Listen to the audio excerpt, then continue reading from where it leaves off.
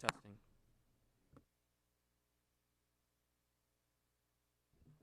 Testing 1 2. Testing 1 2. Testing 1 2. Testing 1 2.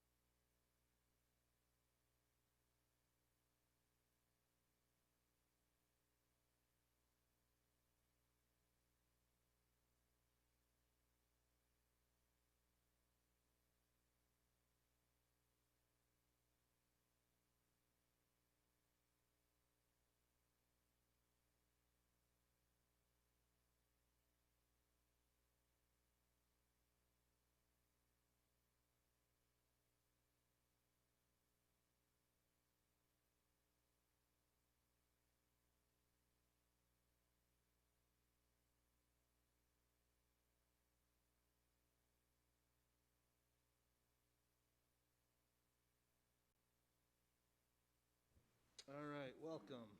It is Thursday, August 13th, 2020. This is Arlington Heights School District 25 School Board meeting. Currently already in session. We are in open meeting to the public, so I will adjust this call to order. And Madam Secretary, note the roll, and we'll jump right into the Pledge of Allegiance.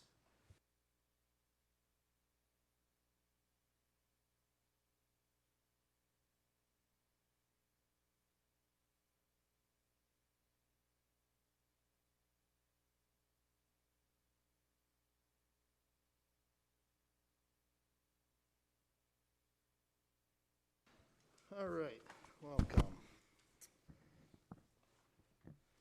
We have, initially here, we have recognition and a presentation to recognize Pastor Tom Sanders, who's the chairperson and co-founder of the Get Ready for School program. So if I could start by sharing some information. Pastor Tom is here with us tonight. And as Brian said, and as the board is all aware, the Get Ready for School partnership has supported our students with backpacks, haircuts, medical appointments, all kinds of needs, and school supplies for many, many years. With a committee of people representing all kinds of organizations. Lana O'Brien has represented District 25, but really under the heart and passion of Pastor Tom. So I have a bit I want to read about him, and then we have a video that we want to share with you. You can see Pastor Tom roll his eyes even with his mask.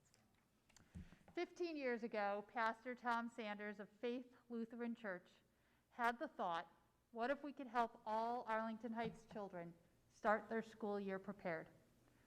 Pastor Tom felt strongly that children from families in need should have the dignity of starting school with a backpack full of supplies, giving them a boost as they head into a new grade. Conversations with parishioner Bob Ehlert, who served with the Salvation Army, led to a back-to-school event backed by many community partners, including the School District 25 superintendent and the village mayor. Since that time, both the mayor and initial superintendent have retired, but Pastor Tom and Bob Ehlert have continued to lead the Get Ready for School Community Partnership for 14 years. The Get Ready for School Partnership supports education by providing assistance for kindergarten through 8th grade students in need that live in District 25 and District 59. Going back to school puts a financial burden on an already tight household budget, but providing these services help ease that burden. Originally, the group worked with students in District 25, but has since expanded to include those students living in Arlington Heights that attend District 59 schools as well. The program provides school supplies and backpacks, free haircuts, and a resource fair on the day of the event. The event also provides community outreach by various organizations that attend that resource fair and helps promote a positive relationship between them, the students, and their families. The resource fair in 2019 included the Arlington Heights Fire Department, Arlington Heights Health and Human Services Department, Arlington Heights Memorial Library, Arlington Heights Park District, Arlington Heights Police Department, Arlington Cares, NFP, District 214 Community Education, Women's and Children's Center, and the YWCA Strengthening Families Program. Due to the pandemic, this year was a touchless drive-through event, so the resource fair was not held. This is a community partnership, and all of the partner members are truly committed and dedicated to the success of this project. They work year-round to plan the event, secure donations, and organize volunteers. This year, 285 backpacks filled with school supplies, hand sanitizer, and a mask were handed out to students in Arlington Heights. And to date, that's over 3,500 children in Arlington Heights. This summer was the 14th Get Ready for School event, as well as winding up Pastor Tom's tenure at Faith Lutheran Church. Thank you, Pastor Tom, for all of the years you have helped support the children of Arlington Heights. And I'd like to note that Lana O'Brien put passion into writing this personally because she has ever since she's been involved in this, every year said, this is the most amazing experience. I'm so fortunate to work with Pastor Tom and all of our volunteers. And then we have a video to share with you.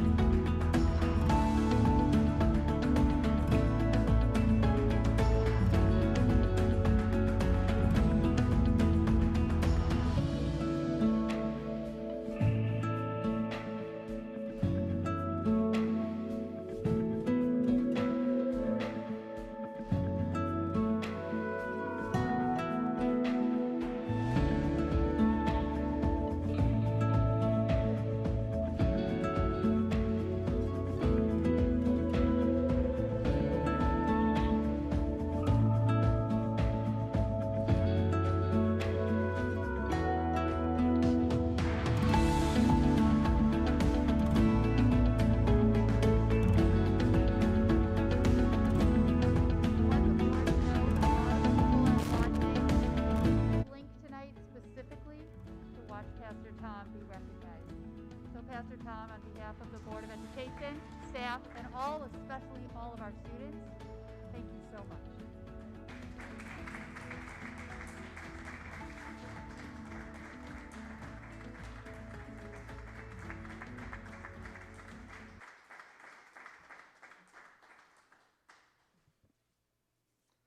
Well, awesome. Thank you so much for all you do.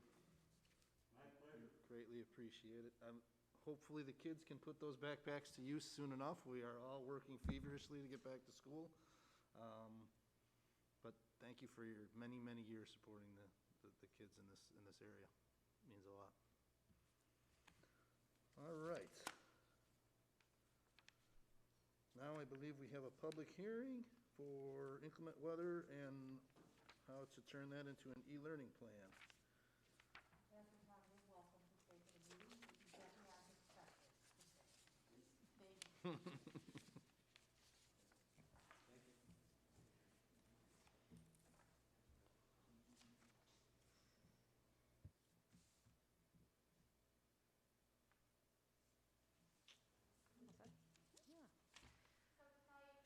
We're going to do things in a little bit of a different order.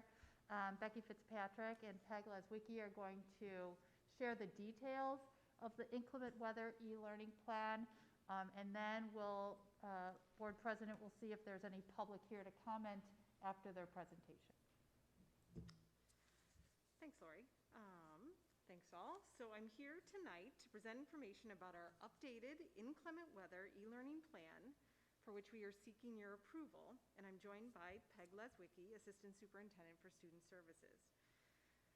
This is not our plan for remote learning in the fall, but rather our official inclement weather e-learning plan filed with the Illinois State Board of Education, which allows us to facilitate different models of alternative learning, such as remote learning days when school needs to be closed for a weather event or other emergency.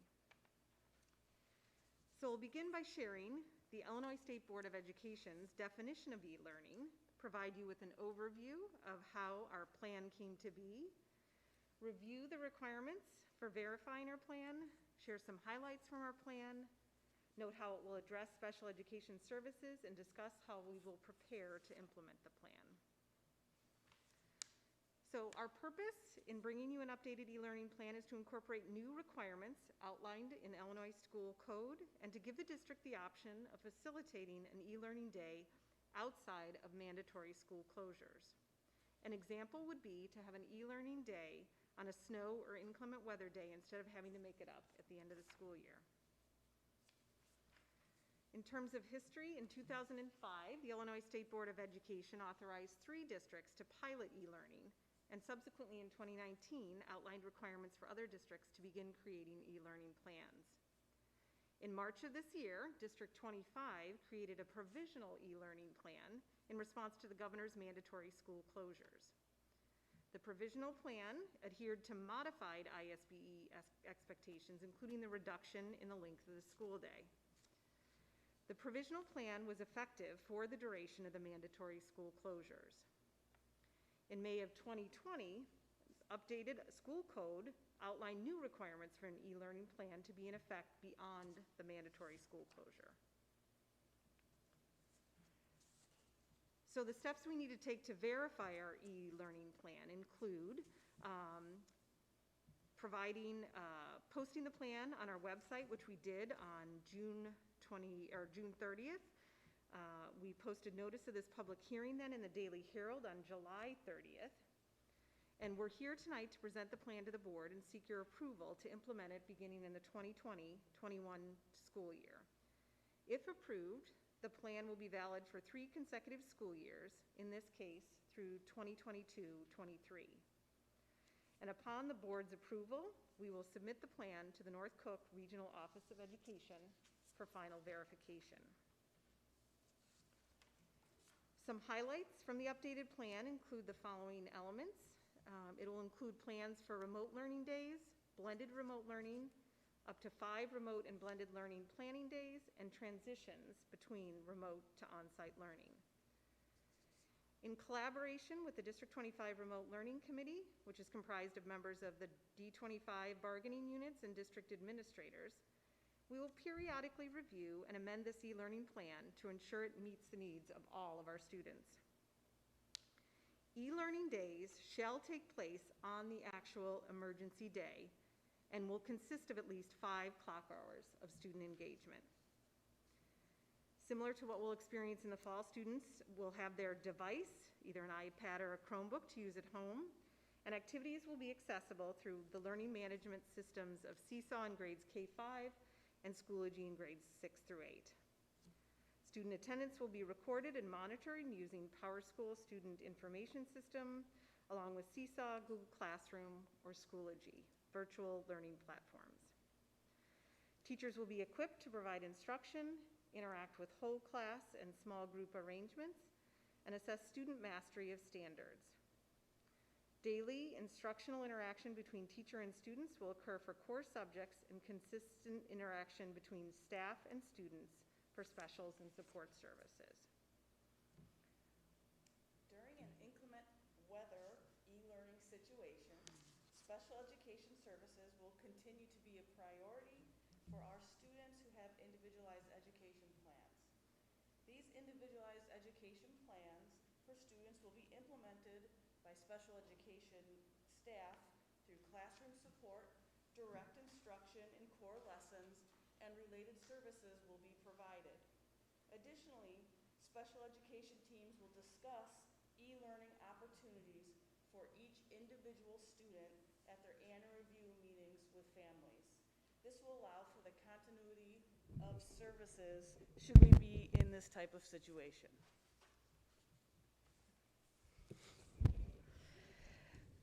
So, to begin implementing the updated plan, we're going to build on the work that was already started last spring, including staff professional development on the new tech tools and learning management systems, and on the provision of special education services in online and in-person environments.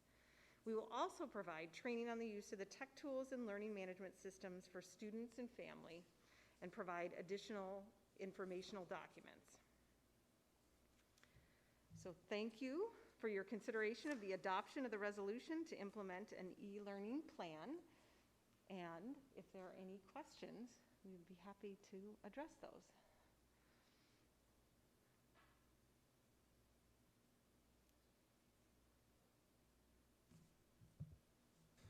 All right, is there anyone in the public here for this hearing? And if so, does anybody have any questions? No? All right. How about any of us? comments, questions? Oh, I would think now, right? We can close the public hearing and then they'll be back for Oh, right. for an agenda. Yeah, and then we'll do the normal. Okay, so yeah, if no one's here for this hearing specifically, we'll go ahead and close that and move on down the agenda. Thank you, ladies.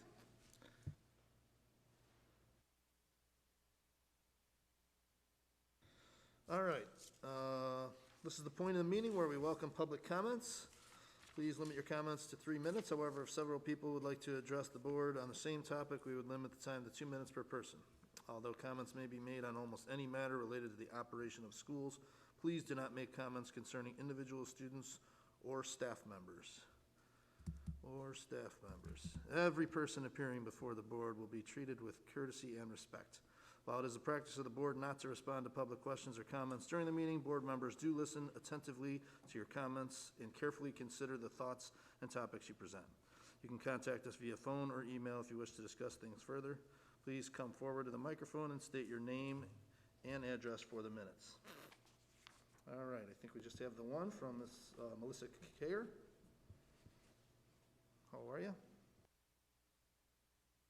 I was wondering, why did the the school district 25 representative for the Village of Arlington Heights Joint Review Board vote to forego 23 years' worth of property tax revenue from the TIF district that's around Arlington Heights Road and Algonquin Road? Okay, that is a very detailed question. I would ask you to probably submit that in writing so we can be a little bit more prepared to try to get you an answer. Okay, sure, I will. Yeah, Thank you. that'd be And great. actually, Brian, I can answer that right Oh, away. okay. That's not a District 25 TIF area. That area of Algonquin and Arlington Heights Road is in School District 59. So we're not a part of that TIF process. But your representative did vote, correct? No, we don't have a representative in that group because that TIF area does not impact District 25. Is that true, Stacy? That's correct. We are all invited to the Joint Review Board meeting, but I only received the documentation for the TIFs that are part of District 25, so that would be the Hickory-Kensington TIF and the TIF up at the corner of Rand and Palatine Roads where the Floor and Decor is, that area. While I sit through the presentation of the TIF that's in 59, I do not relay any votes on that one. Okay, why did you then vote for the other TIF district? Why did she vote for the other TIF districts? There were actually no votes taken at that meeting. Those TIFs were established years ago. Oh, all right, but as I stated then, why did the District 25 representative to the Joint Review Board vote for those TIF districts to forego years of property tax revenue? So since you have multiple questions, I will reach out to you and respond in writing so that you have that, okay? Okay, Thank you. So, Brian, I have one community input that was submitted online today. So I would like to read that from Kevin Michael, who lives at 1915 North Eastwood. His comment submitted to the board for public comment is, I'm writing to you as a parent of 2 District 25 students and a concerned community member. I commend the decision to start the school year with remote learning for all students. The spread of COVID-19 is a serious and upsetting crisis in our state and in the world. Slowing the spread by avoiding large gatherings of students and educators in schools is a necessary measure in slowing the spread of illness. However, I am disappointed and concerned by the decision to require teachers to be in school buildings while delivering remote instruction.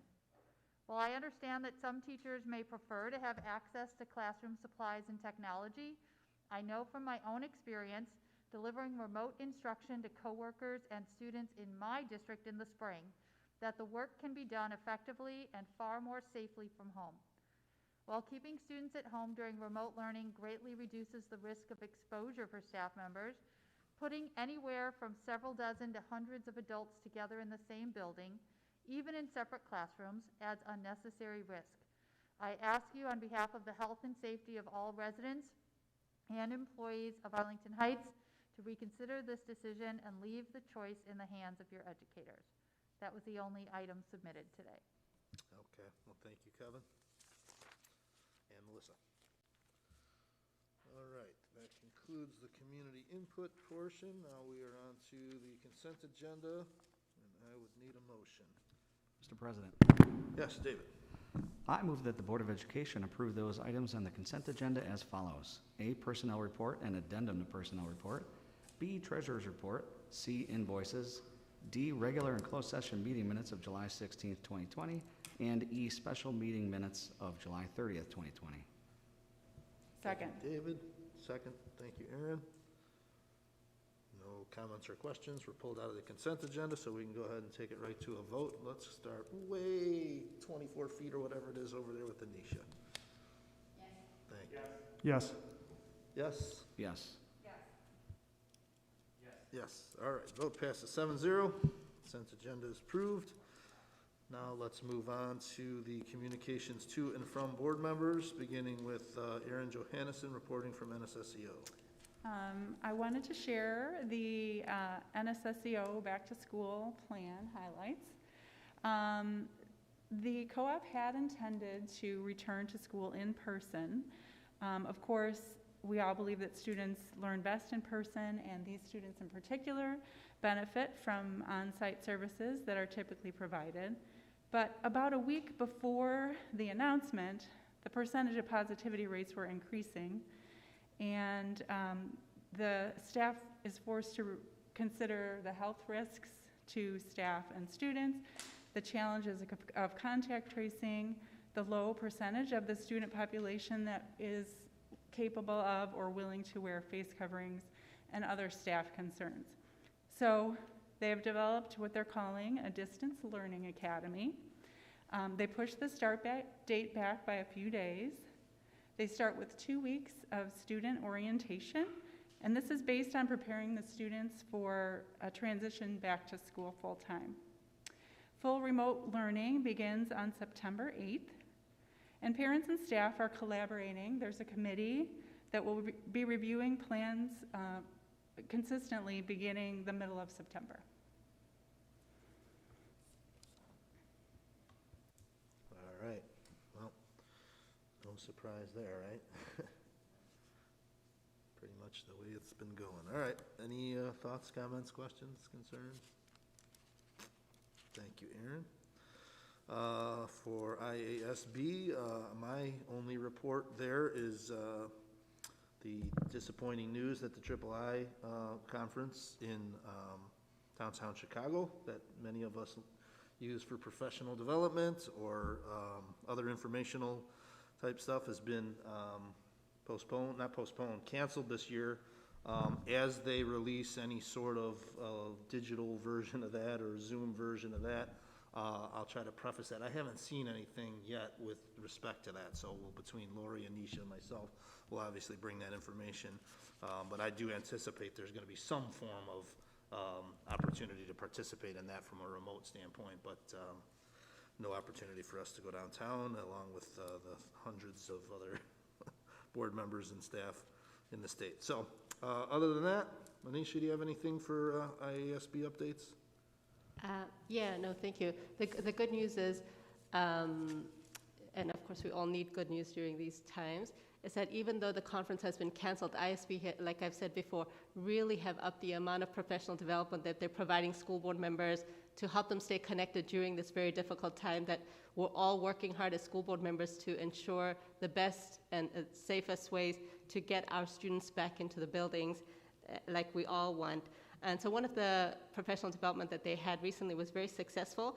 I actually couldn't attend, but I've asked for a recording of it, and we'll be watching it and we'll report. But I saw updates on it as far as a very successful meeting on an equity session that was hosted on August 6th, and it was called Are You Listening? And promoting equity at the school board table. And so that went really well, and they had some leaders from across districts and students speak about that. So I'll report back on that later. Appreciate that. All right, let's move on to EdRed. Stacy, any updates on EdRed? No report on EdRed. All righty. Move forward to communications to board members. I believe we have a couple remote presentations, one on behalf of Liz Neerman for the PTA. President Sinegli, if I could chime in with Ed Red. Oh, I'm sorry. Jeez, yeah, let's back up, sorry. That's okay, we're so far, you can forget. Wasn't looking down. Yes, go ahead.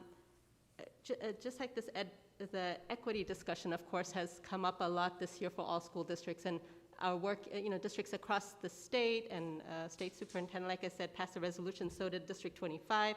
As a board, we passed that as well. And so EdRed is asking. They just hosted their first equity ad hoc meeting, and are asking all districts to participate as far as superintendents or district curriculum folks and HR folks in ensuring that as ad hoc members on this equity ad hoc committee to continue to advocate for equity and legislate for it, because it's a topic that we want to ensure that it's always at the table, and EdRed is working really hard to make sure that they really want to listen and learn like all of us as educators do and as school board members, and they really encourage superintendents and school districts to share what they're doing. I think District 25 has some excellent examples of things that we could share with EdRed, and so they're encouraging all districts to be part of it, to share their ideas, because they really want to create a platform of good ideas being shared across, across our EdRed kind of region. And one other thing with EdRed is that usually they have a kickoff luncheon, which will now be virtual this year on October 7th at 12 p.m. Thank you. Thank you. So now, PTA report. Yeah, I actually have a report submitted from PTA and another one from ABC25. They were unable to be here tonight, this is a statement from the Arlington Heights Council of PTAs regarding the start of the 2020-2021 school year.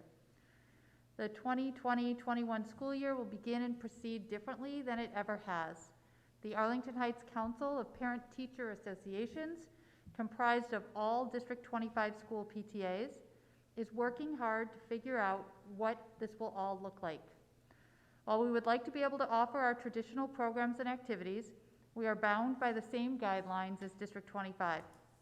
The Arlington Heights Council of PTAs is committed to partnering with the district to provide whatever programming we can while keeping our entire community, students, families, and staff as safe as possible.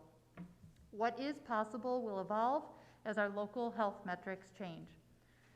Liz Neerman, the president, says, I ask for your patience and understanding as many of your PTA programs for this year will be rethought, restructured, and in some cases canceled. Your PTA officers have already put a tremendous amount of time, energy, and thought into how to provide as much engagement for families as possible while still following safety guidelines, which we take very seriously.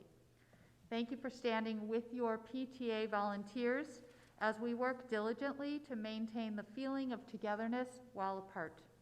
Please feel free to contact Liz with any comments or questions. And then we also have a statement from ABC25. This year's president is Ann Poyer. ABC25 is hard at work thinking of creative and innovative ways to support teachers and families during this school year. We encourage families and staff to join the foundation. Every school with 25% of families who join will receive at least a $2,000 school grant. You can join on the ABC25 website. Thank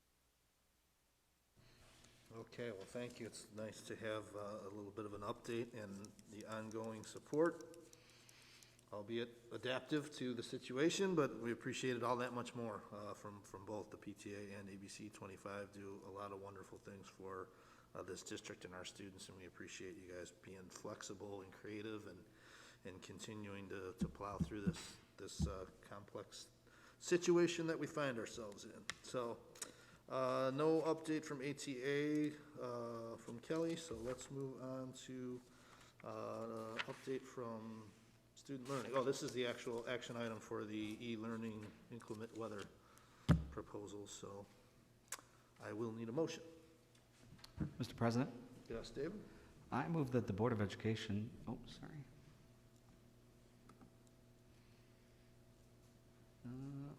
approve the inclement weather e-learning plan as submitted.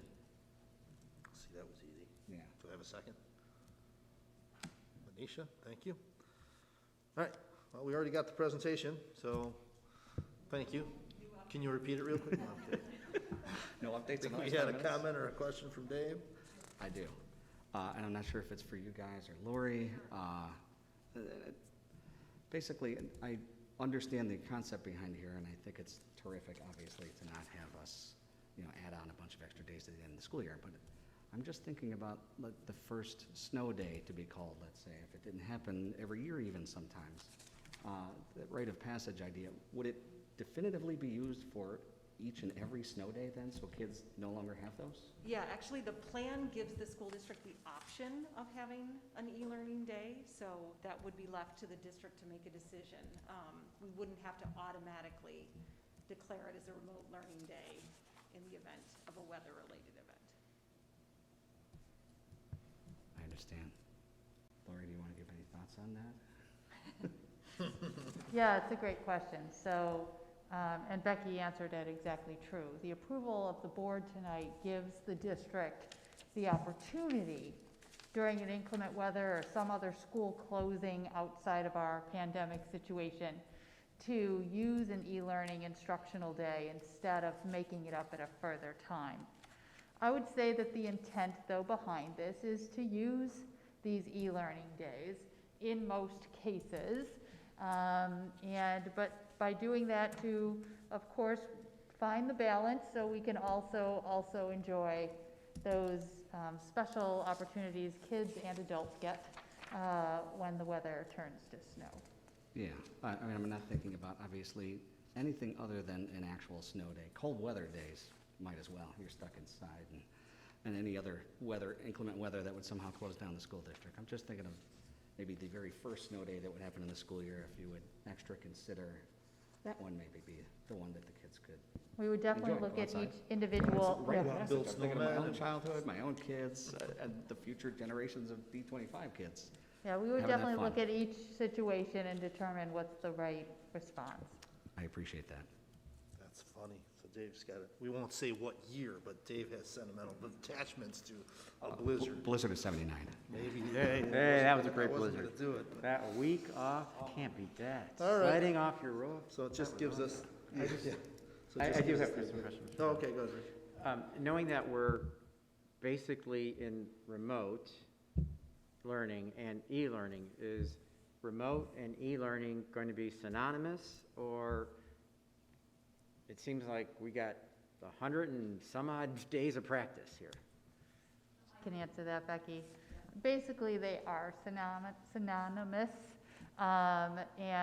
but this action really just is, if we weren't in a remote learning experience because of a pandemic, but we have a day that we need to close school for some reason, it would allow us to do that on that day. And the board's approval of this is in place for 3 full school years. And then the district would need to reapply for the opportunity to utilize inclement weather days as e-learning days after those 3 years if we want to do it again. So maybe going off of that, right? So really for students, one really change is that we're now 1-for-1, right? We're going to have to be 1-for-1 going forward forever. And unlike being 1-for-1 where they could leave the device at school, they now have to take the device home because they don't, conceptually you don't know if tomorrow will be an e-learning day.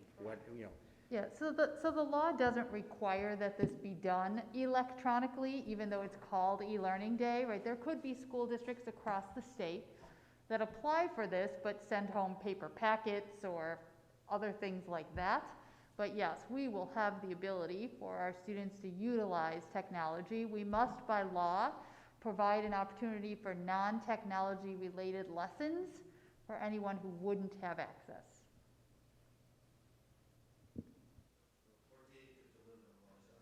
Well, I was going to say, While I'm out sledding. and this is more from just how that, you know, again, maybe, I don't want to dive into the details, but just thinking about that, oftentimes, you know, if that works well if you're on a non-e-learning device to say, hey, tomorrow, here, you know, but we don't know, blizzard of 79, hey, every day was, oh, great, no school, no, how would that work, or if we don't know yet, got it. Right, so that's why each situation would need to be considered individually. The other thing that's built into these plans is, while we would be required to offer basically a full school day in e-learning, it doesn't mean that students have to complete the work within that day. So a district can say, we're out today, we're gonna do e-learning, but you have a week to submit the lessons if you're not able to participate on that day.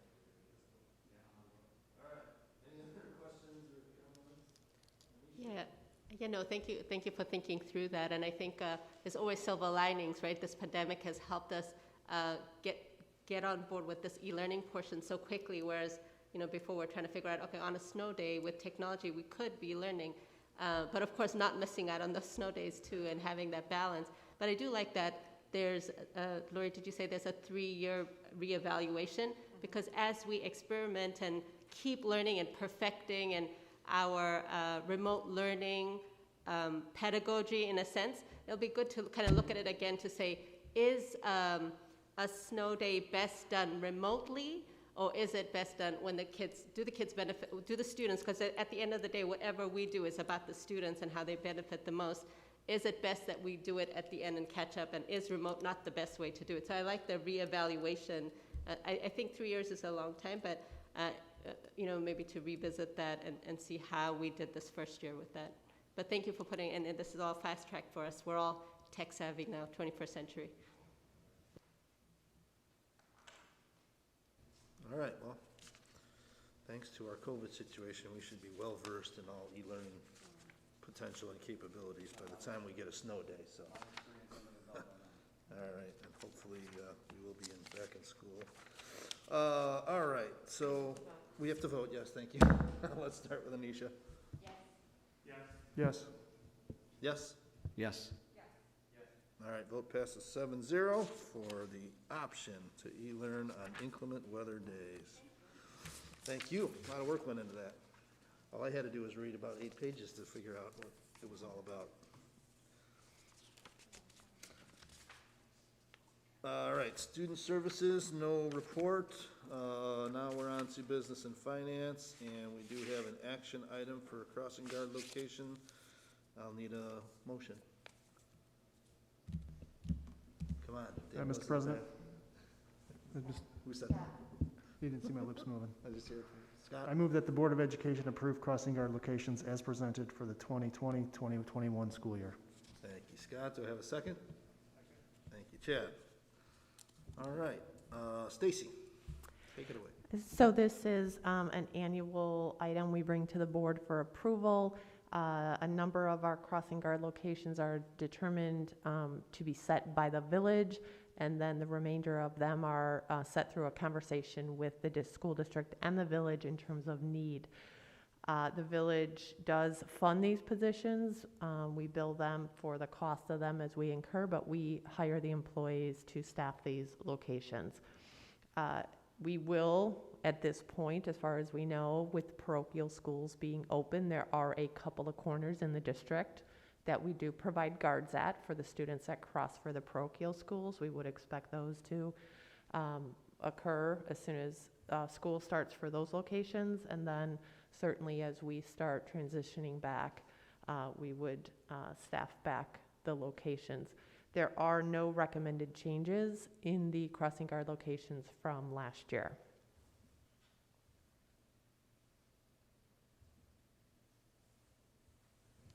Okay, any crossing guard location questions or comments? All right, let's take it to a vote. I guess we'll start with Rich. Yes. Yes? Yes. Vote passes 6-0 with David absent. All right, on on to another action item, serious safety hazard resolution. I need a motion. Anyone? Yes, Rich. I move that the Board of Education approve the resolution to continue serious safety hazard busing for the 2020-21 school year. Thank you, Rich. Second. Second, Aaron?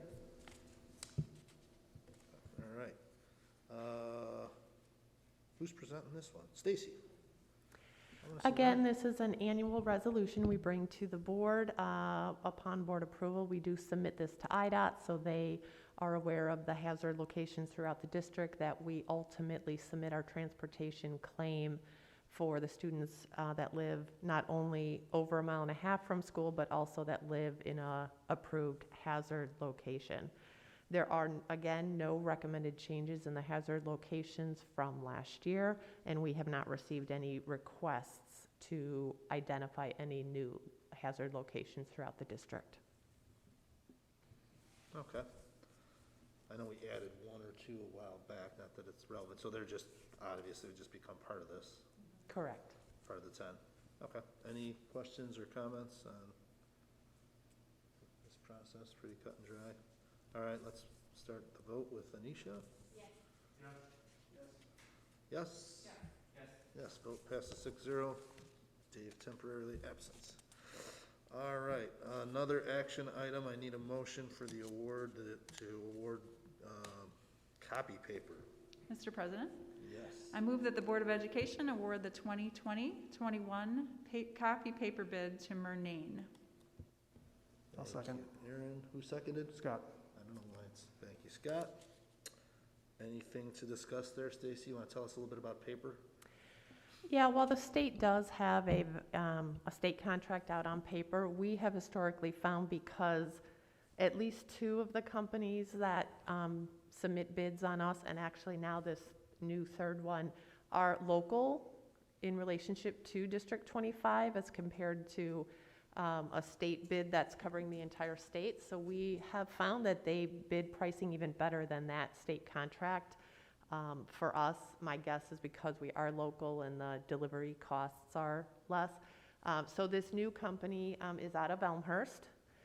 We have not used them before. However, they all are required to submit sample packets of paper that we have run through our copiers. It's actually seems like nicer paper than we've had. So we're real excited with the pricing. All right. Any questions or comments about paper?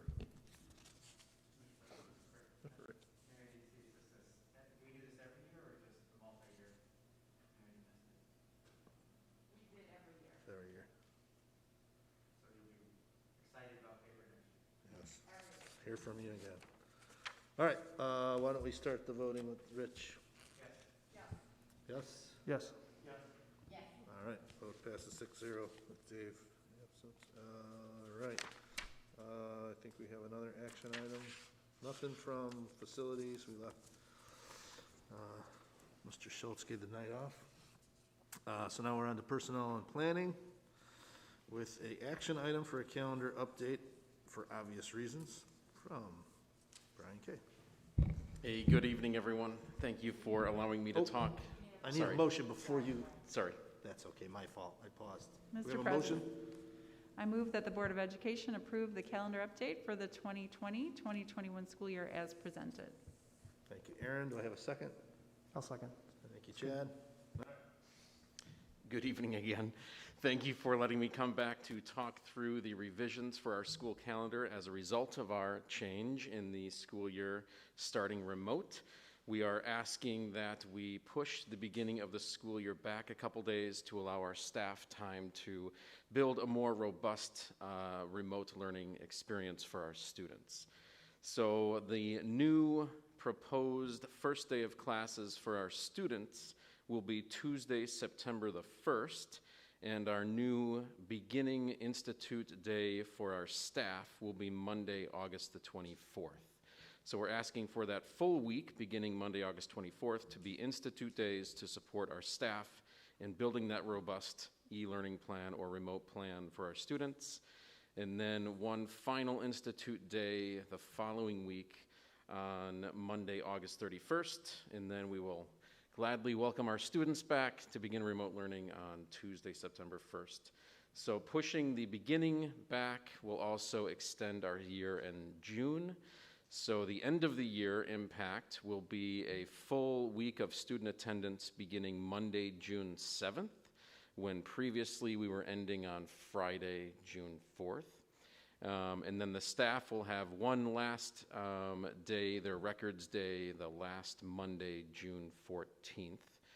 If we didn't have an e-learning plan and it wasn't approved and we had to use all 5 emergency days, the last possible student attendance day could be Wednesday, June the 16th. So as presented, I recommend that the Board of Education approve the 2020-2021 calendar revisions to the calendar. Any questions or comments on the new calendar? So for those of you that got sticker shock from that last final possible 16th date, that's good motivation for the e-learning plan, because that seems really late to me. Rich, did you have something? Yeah, just real quick. I think the election, the attendance, are we doing attendance or not? I can't remember what that. Yeah, the last time I was here for the first revision to our approved calendar was because of the election day. The state has asked for the building to be absent of any people, whether that's staff or students. So that was our last revision, to make Tuesday, November the 3rd, election day, a non-attendance day for staff and students. Oh, is that right? Okay. Yeah. So that will remain a non-attendance day for both staff and students. We're basically just taking the calendar that we proposed and adjusting it for a week to Correct. accommodate for all this chaos. So, any other questions or comments? Let's take it to a vote. We'll start with Rich. Yes. Yes? Yes. Yes. All right, vote passes 6-0. Let's move on. Thank you, Brian. Superintendent report, we have another action item. I need a motion. Mr. President, Yes. I move that the Board of Education approve the second reading of the Diversity, Equity, and Inclusion Policy as presented. Thank you, Aaron. Do I have a second? I'll second. Thank you, Scott. Take it away, Lori. Thank you. The board saw this policy for first reading about a month ago. There was minor language change made between then and now. And this is the policy that, if the board approves, really is the major step in directing the district administration and staff to take action in creating a renewed focus on diversity, equity, inclusion in all aspects of our school, from personnel to curriculum to connecting with our community. All right, well, we all saw the proposed as a info item last month, so I would assume there's no questions or comments, and we're just voting, so let's start. Oh, do I? Yeah, Mr. President, or actually Lori, just there's one item, I appreciate the comments that we chatted back and forth or emailed back and forth on this one. The number 2, just if you can help at least me understand that one a little bit better. I understand the words, I just don't know how we would do it, meaning monitoring transparency and accountability among faculty, staff, parents. And that's the one I'm really struggling with, parents, because we don't control parents. So how would we monitor the transparency and accountability of parents? And what does that mean then? Looking for where you're referencing. Sorry, it's at the second, maybe I gotta pull it up here, so, unless it changed, yeah. Oh, thank you. Thank you. Yeah, all the way at the bottom there, number 2, yeah. So basically, this says Arlington Heights will design and implement a curriculum to embrace and support diversity and cultural competence within our learning community and invest financially to increase the diversity of our staff and recipients of our spending.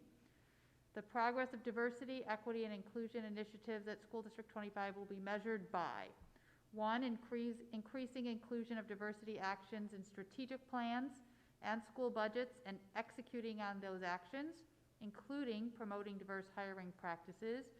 2, which I believe you're referring to, monitoring transparency and accountability among faculty, staff, parents, and students, including through annual performance evaluations. And 3, reporting of sustained improved outcomes on a year-over-year basis, including persons accountable. That's a great question. Monitoring transparency and accountability among faculty, staff, parents, and students. I think what that refers to for us is that any of our parent partnerships that we utilize are also being transparent and accepting of all diverse groups of people that they serve while serving the district. So that would be partnering with our parent partnership organizations, the PTA, council, the foundation, and any other parent groups that serve the district. Yeah, I wonder then if we should, again, because this, as a board policy, I want to make sure that we're very clear on what we're saying. And because, again, the word choice is that we're going to have an annual performance evaluation on our parents, not our parent organization. So what it means, I mean, I understand, I'm very supportive of what the policy is trying to do. I'm just very cautious of the words, and can we actually attain those words, or should we attain those words? So if the board prefers, we could at this point include in the motion an edit that says among faculty, staff, parent organizations, and students.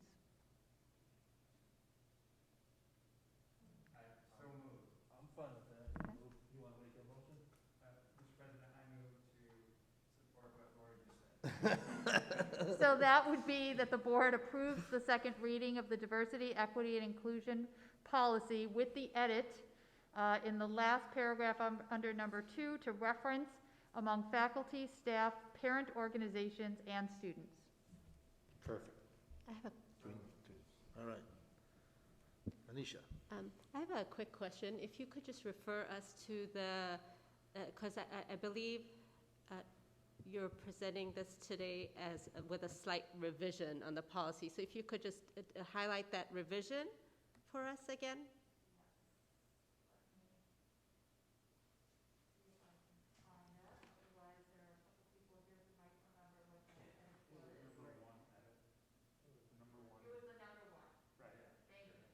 So this says increasing oh, you're good. Thank you. Increasing inclusion of diversity actions in strategic plans and school budgets and executing those actions, including promoting diverse hiring practices. Prior to that, it had said including hiring faculty and staff of color. So the edit is to that our practices will expand to be more inclusive, but of course we can't, while we will be seeking candidates of diverse colors, we can't guarantee that they apply, but we can guarantee that our practices will broaden to, with a focus of inviting more candidates of color. So is this in the we affirm section? Sorry. This is in the last, yes, in the last paragraph. We commit.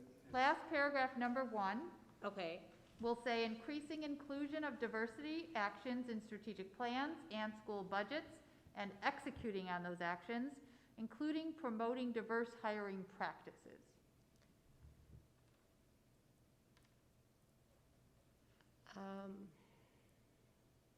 Prior, it had said, including increases in hiring faculty and staff of color. See, I see the need for that point. However, I do think that, because the word diverse has a very broad definition, right?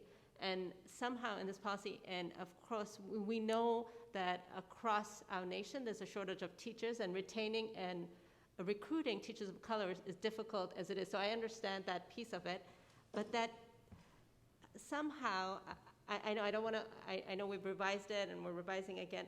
Somehow in that statement, there has to be an effort made when we say promoting diverse hiring practices. For sure, somehow it has to say with an emphasis on diversity as a whole, but educator of color is what the the problematic practice has been systemically.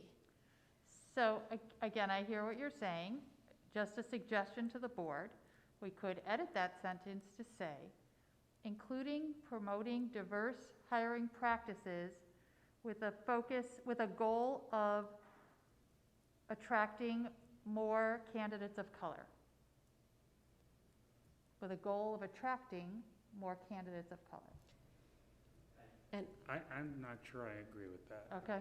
Because I honestly, I understand the point that we're trying to make here.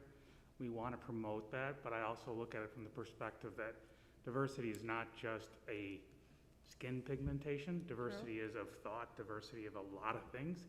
And when we put it as one thing we're looking for, I feel like we are opening ourselves up for huge issues from all perspectives, because diversity has to be more than just focusing on somebody's skin color. I'm sorry, we've got to really look at it from all perspectives, because, I look at the perspective, if somebody is, we can say transgender, gay, let's go down the list of things. Should we spell everything out like that, or should we just say we want to promote diverse practices? Because at the end of the day, you can't tell somebody's, sexual orientation or anything like that based off of an interview. The only thing you can tell truly is color, and that's just, to me, I understand what the point. I just don't think that's the right in a policy perspective. So to represent what Chad just shared in another way, again, this policy would be broad and would cover all diverse candidates. If a policy is adopted, then the next thing is the district administration works with the attorney to create administrative procedures. And we could spell out a goal of a variety of candidate interests in that procedure. And the policy can remain broad and be an umbrella for all diverse practices. I think we define what diversity is in this, the policy itself, and I think we're contradicting in number 2. We're kind of limiting ourselves to, I see what both of you are saying, and number 2 would be kind of limiting what we've already defined as diversity. So. Correct.